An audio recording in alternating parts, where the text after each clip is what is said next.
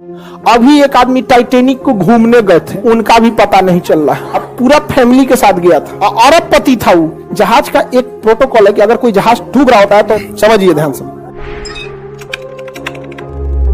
इसी साउथहैम्पटन बंदरगाह से 10 अप्रैल 1912 को 10 अप्रैल 1912 को टाइटेनिक जहाज निकली थी।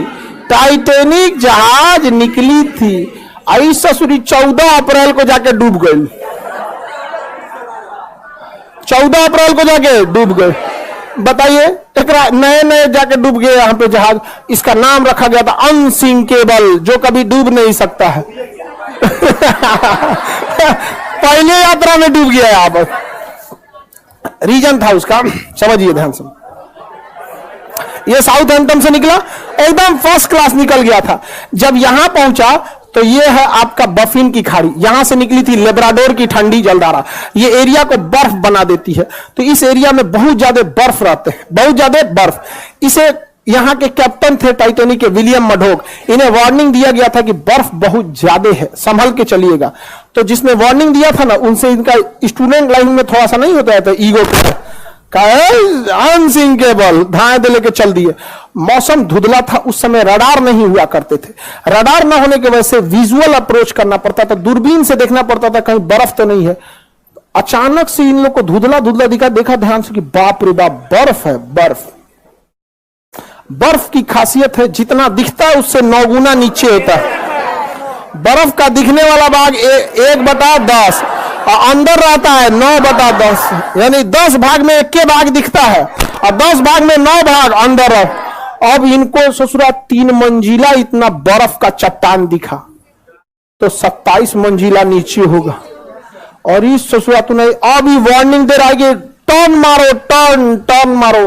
टर्न मारते मारते मारते कितना इतना बड़ा आते, इतना स्पीड में था कि टर्न मारा। और जब वो वार्निंग दिया तो कुछ देर बाद वहां सुना सब इंजन के पास शांति से घूम रहा था। अनसिंकेबल है हम यहाँ पे। जाके लड़ा, अब पेंदिए फाड़ दिया उसका, पेंदी फाड़ दिया उसका। टाइटेनिक में हो गया सुराख। टाइटेनिक जहाज इतना जल्दी नहीं डूबेगी। कोई पानी वाली जहाज डूबने में कम से कम 7-8 घंटा लगाती है। एगो कटोरा तो नहीं डुबा के देखिए ना टब में, भागेगा इधर उधर।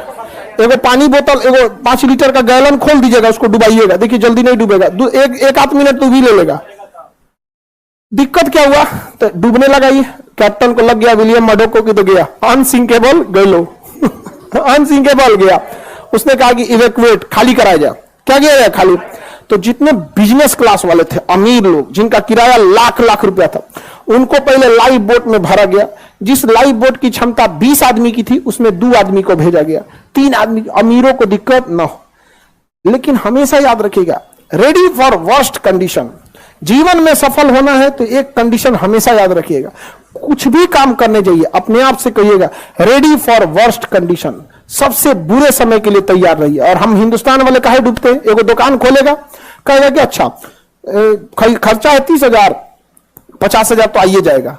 अरे तुम अच्छे कंडीशन के लिए रेडी हो, रेडी फॉर वर्स्ट कंडीशन। 30,000 का खर्चा अगर 10,000 भी नहीं आया और ऐसा 6 महीना अटक गया, लॉकडाउन लग गया, व्हाट विल यू डू?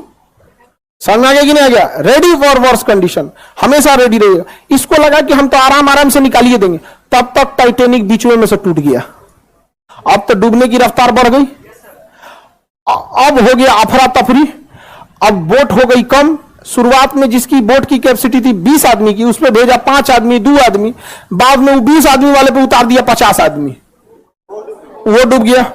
अब इतना तेजी से टाइटेनिक डूबने लगा कि लोग लाइफ जैकेट पहन के कूद गए। उसमें भी कोई दिक्कत नहीं होता। बर्फ था, -2 डिग्री टेम्परेचर था, टेम्परेचर ठंडी से मर गया सब। ऐसे पानी में कूद जाते लाइफ जैकेट पहन के तो कोई दिक्कत नहीं था। बड़ी मछलियां ऊपर नहीं आती हैं, बड़ी मछली नीचे अपना तामझाम करते रहते हैं। वो बड़ी मछली ऊपर काहे आने वाली है? ऊपर ज्यादा कूदती है, डॉल्फिन, वेल मछली। तो वेल मछली हम लोग को खाइए नहीं पाएगी, उसका मुंह इतना बड़ा नहीं होता। घोटने वाला मुंह छोटा होता है, ऐसे मुंह बड़ा होता है। जैसे इतना लोग हैं, लोग ना इस लाइन का एक बार में खा जाएगी वो, लेकिन घोट नहीं पाएगी, इतना बड़का मुंह खोलती है घोट। अब हम ही लोग हैं, हाथ ना मुंह में भर लेते हैं, क्या हाथ घोट पड़ते हैं? भरने का तो भर लिया नहीं देखते कभी पानी पूरी वाला 3 को घुसा देता मुंह में से। आदमी घूम जाता है, गुस्सा आराम से गिरा दूंगा, नहीं समझ रहा है।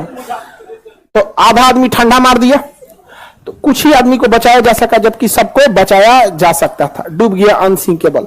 जहाज का एक प्रोटोकॉल है कि अगर कोई जहाज डूब रहा होता है तो रॉकेट फ्लेयर छोड़ता है, रॉकेट छोड़ता है, मतलब वो सिग्नल है, रात में सिग्नल है, दिन में तो हॉर्न मारता है, और रात में सिग्नल। बगल से एक ब्राजील का जहाज गुजर रहा था, लगभग 80 से 100 किलोमीटर की दूरी पे था गुजर रहा है। उसको लगा कि लोग पार्टी मना रहे हैं, रॉकेट छोड़ के पार्टी मना रहे हैं, छोड़ के चल दिया वहां पे। टाइटैनिक की कहानी खत्म। अभी एक आदमी टाइटैनिक को घूमने गए थे कि देखे कहां डूबल है, उनका भी पता नहीं चल रहा। अब पूरा फैमिली के साथ गया था, और अरबपति था वो। छोट मोट का तो छोट मोट आदमी घूमने के नाम पे ननिहाल चल जाता है, नहीं जाना और कौन चीज आएगा वहां। अरबपति तो गए थे टाइटैनिक देखे, जा टाइटैनिक देखने, बहुत खतरनाक है यहाँ पे टाइटैनिक जहाज, एक से एक रहता, कई जहाज गई। इसी में कोस्टा कॉन्कॉर्डिया एक जहाज था जो यहां पे था इंग्लैंड के पास, वो भी डूब गया। कोस्टा कॉन्कॉर्डिया, कोस्टा कॉन्कॉर्डिया बहुत बड़ा जहाज था, टाइटैनिक से भी बड़ा। अब उसमें जो डांसर थी ना, डांसर नचनिया, तो जो उसमें डांस कर रही थी, कैप्टन को पसंद आ गई। बस कैप्टन क्या किया ना, उस रास्ते में मोड़ लिया जहां पे गहराई कम थी। आई करी कि इधर चलिए ना, यहां तो अच्छा पहाड़ दिख रहा है, कितना बीच समुद्रों में कुछ दिखबे नहीं करता है, और उब जाइएगा। हवाई जहाज में हाइट पे जाने के बाद उब जाए, कुछ नहीं दिख रहा है, इधर भी नीला, उधर उधर, नीचे कुछ दिखबे नहीं करेगा, बादल आ चुका रहेगा, उब जाएगा। अरे यार क्या लेके चला है, अब उतार दो। शुरुआत में ठीक लगता है कि दिखता है, अरे घर, स्टेडियम, अरे बाप रे बाप, कटोरा कौन चीज है, ये तो फुटबॉल का मैदान है, समझ आ गया कि नहीं आ गया। अब यही सब समझ जाता है। ज्यादा उड़ जाएगा, कुछ दिखबे नहीं करेगा। अब पानी वाली जहाज में भी किनारे रहिएगा, दिखेगा, अरे मुंबई शहर, वो कौन सा है, अरे मुंबई, वो पूना दिख रहा है।